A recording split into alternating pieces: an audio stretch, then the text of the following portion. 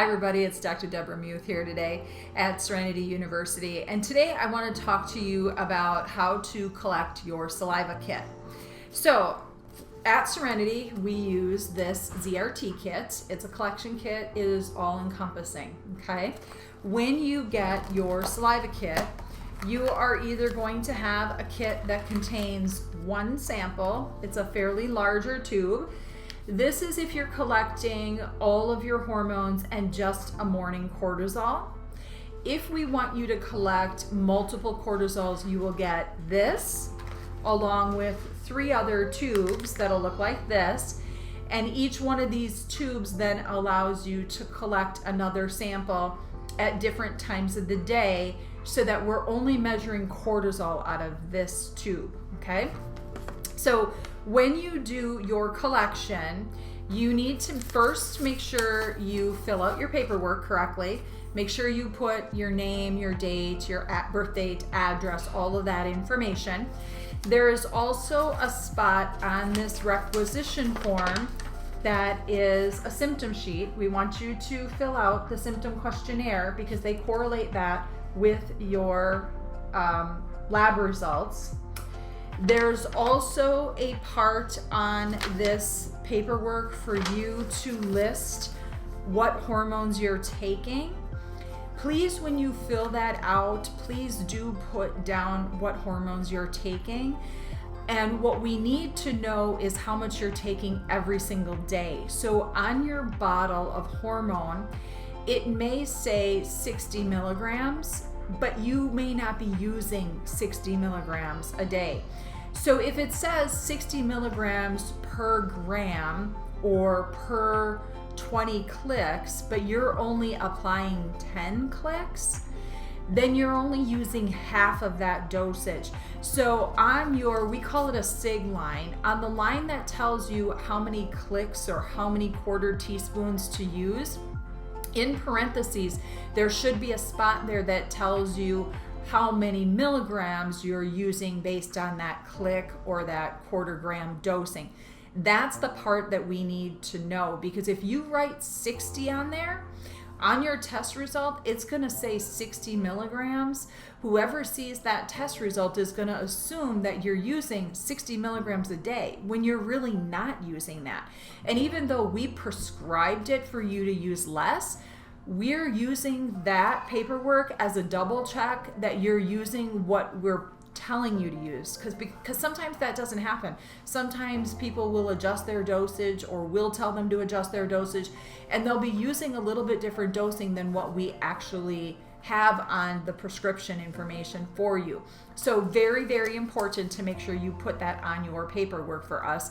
Otherwise, you're going to get a call from our office to confirm what dose you're using so that we can make proper adjustments to your hormones if that needs to happen. Okay.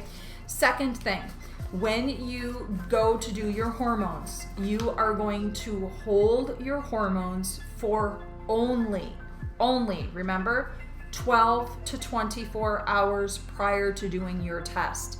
If you hold your hormones for more than 24 hours, you just wasted your money, because we can't measure whether or not you're on adequate dosing if you hold it beyond 24 hours.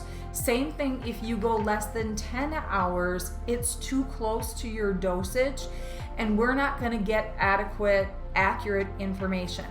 Now, if it's 11 hours or 11 and a half hours, we can get pretty close to determining whether or not you're at a good dose, but really try to pay close attention that it's 12 hours. So if you normally apply your hormones before you go to bed and your bedtime is 10 o'clock, you want to move your hormones to 7 or 8 o'clock in the evening for that night of testing, because you need to be 12 hours away and we want that sample to be collected between 7 and 8 o'clock in the morning. Very, very important information, okay?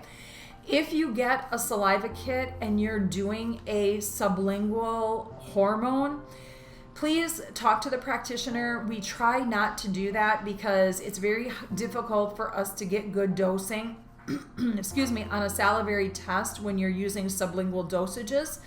because what we're going to get is sometimes things that are pooled in the mouth. And so then we're better off with blood spot testing or blood testing. So sometimes we make mistakes, and we're just so used to always doing saliva testing that we forget that if somebody's on sublingual dosing, that we shouldn't be necessarily doing it. It's just my opinion that I don't think it's as accurate. And so I want you to spend your money where it should be.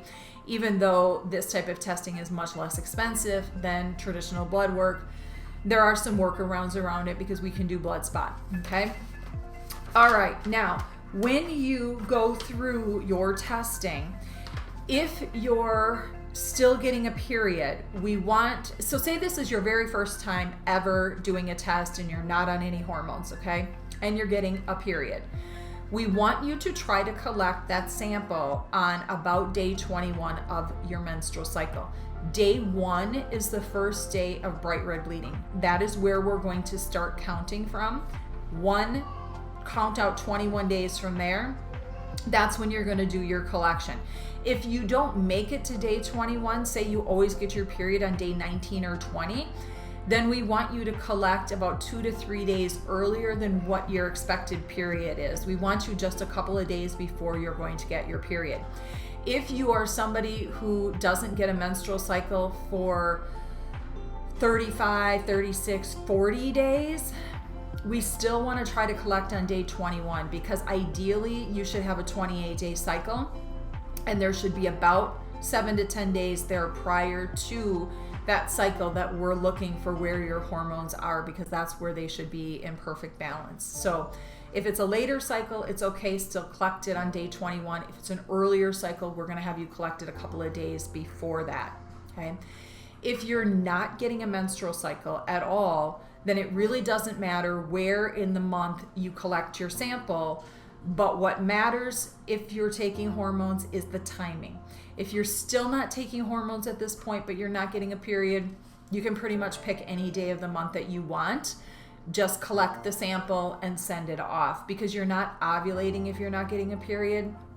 So depending on where you are in your age, that may be normal. But if you're younger, you're not ovulating, and we just need to see what's happening with your hormones. If you're of menopausal age, you're not making enough hormones anyway, and what we're looking for is that balance between estrogen and progesterone, and how far off are we, or are you making enough estrogen? Are you making enough progesterone? What's going on? And that gives us an idea of how much we need to supplement back with, okay? So key is 12 to 24 hours, menstruating women day 21 or a couple of days earlier than that on shorter cycles, non-menstruating women any time of the month. Just pick a day, okay? Now, if you are on hormones, what we want you to do prior to collecting your sample, besides holding your hormones for 12 to 24 hours, is we want to make sure you remove your bedding, pillowcase, sheets, all of that, because they hold hormone on them, and it can cross-contaminate the salivary sample if you have some progesterone on a pillowcase and it happens to get in around your lips when you're sleeping, and then you get up in the morning and you spit. We're going to have a contamination issue, and that sample is not going to be real valid for us. So make sure you change all your bedding. Make sure you wash your hands really good before you collect your sample. And then you can freeze your sample if you're not going to be able to send it immediately. It does not have to be frozen. However, saliva stays stable for a very long time. If I collected my sample in the morning and I was only doing a single sample and I was going to pop it off in the mail right away that day, no big deal, just pop it off in the mail. If it's going to be a couple of days before you get it off in the mail, go ahead and freeze it. If you don't freeze it, refrigerate it just to keep it cool. Like I said, saliva stays very stable, but they do like to have it frozen if they can. In the summer months, remember, it's going to thaw before it gets to the lab, but it just, that's what they request, is that frozen if you can. If not, no big deal, okay? Now, if you're going to collect a sample with cortisol, you're going to collect this 3-tube. One is going to be at noontime, one is going to be between 3 and 4, and the other one is going to be around 10 o'clock at night. you need to make sure you put your name, the date, and the time on each individual sample, because they're going to correlate it with the time of day and make sure that everything is the way it's supposed to be when they report this. So if you're doing a 4 sample collection for a day, you can go ahead and refrigerate your first morning sample or freeze it if you want to. When you're done collecting all of these, again, refrigerate it if you're going to send it off the next day, freeze it if it's going to be a couple of days before you send that off, okay? Now, the other thing we want you to do is avoid any anti-aging, anti-wrinkle creams for approximately 3 days prior to testing. That is anybody, whether you're on hormones or not, we're asking them to do that because a lot of these anti-aging and anti-wrinkle creams contain progesterone in them, and we don't want you to end up with a contaminated sample because you put something on your face as a moisturizer, okay? You don't want to eat or drink anything other than maybe a little sip of water if you need to produce a little saliva prior to testing your hormones. We usually say nothing for 2 hours. Even water can dilute your sample a little bit. Don't brush your teeth, especially if you have bleeding gums. That can disrupt the sample. But just brushing the teeth with the preparations that you use can also interfere with the hormone collection. So at least 2 hours from brushing your teeth, at least 2 hours from eating or drinking anything except a little bit of water. Okay. Let me see if there's anything else quick here that they've added to this for us that I'm maybe forgetting. If you're taking keto DHEA, not regular DHEA, but keto DHEA, because it has a longer half-life, you want to hold that for 3 days prior to collecting. And if you're doing any steroids like prednisone, talk to your practitioner, especially if they're doing cortisol testing, or if we're doing natural hydrocortisone. You need to hold those things for a minimum of 5 days prior to doing cortisol testing for them to be accurate, okay? In your pamphlet here, it does give you all the instructions on what to do to follow. On the back, it also shows you everything that you need to do, so read this carefully. We also usually include a little packet of information, a little tip thing, and we will also have it posted here on Serenity University for you, so you know what to avoid. This does get mailed out, USPS 2-day air. It is prepaid for already, so all you need to do when you're done is package it in this little bag, put your label on it, and mail it out USPS, so that's United Postal Service, not UPS. They used to do it UPS. They don't do that anymore. They do regular postal service.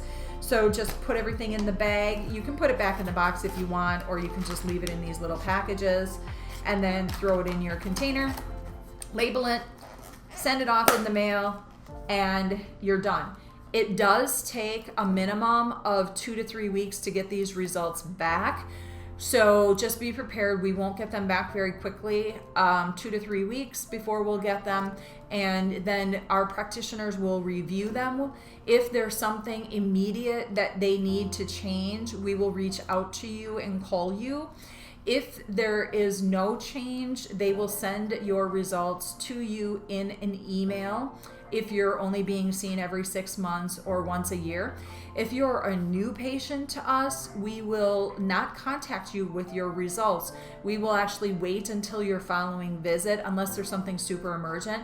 We'll wait until your next visit so we can review the results and go over them and explain what's going on, so you know exactly what is happening with each hormone and what symptom is attached to what. And then that way you'll have a better explanation. And then we also need to be able to consent you to any treatment. So please be patient. We will go over results with you. You will get results, but that's how we follow our results. So I hope this explains how to collect a saliva sample. It's pretty simple, but there are a couple of key points. If you guys have any questions, reach out to our lab tech. They can walk you through this and make sure that you're doing it correctly.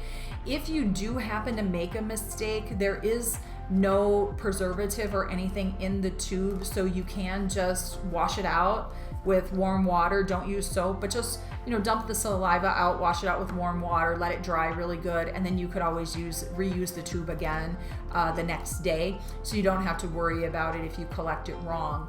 There's nothing in the tube. So I hope this helps everybody. Let us know if you have any questions, like I said, and once again, thanks for joining us here at Serenity University. I hope you all have a really great day. Thanks. Bye-bye.